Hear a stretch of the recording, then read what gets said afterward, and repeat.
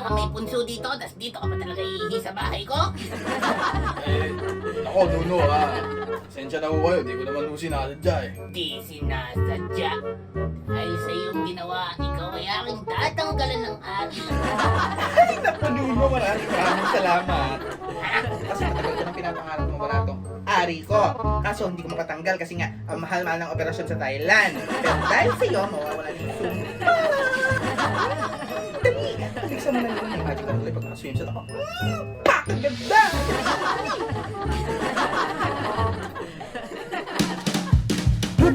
Good.